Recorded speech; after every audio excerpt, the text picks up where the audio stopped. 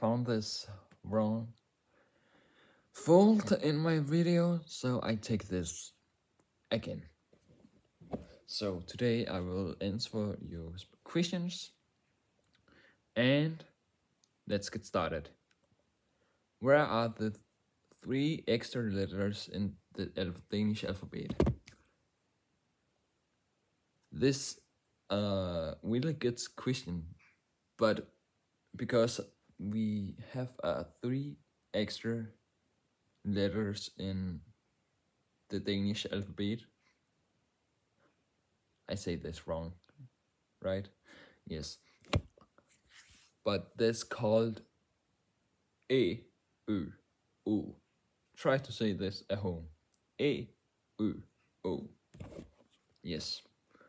How do you say hello in Danish? Hejsa. Or hi. And yes, hello is hi in Danish. What is difference between tak and mange tak?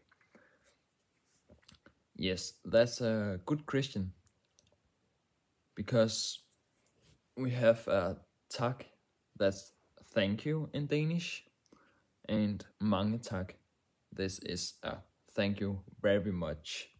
So I hope you understand this. How do you pronounce rødgrød med fløde? Yes, rødgrød med fløde are pretty difficult to say. Yes, that's pretty difficult. Try to say rødgrød med fløde.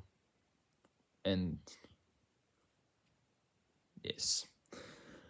What is the most difficult Danish word in your opinion? Rødgrød med fløde. No.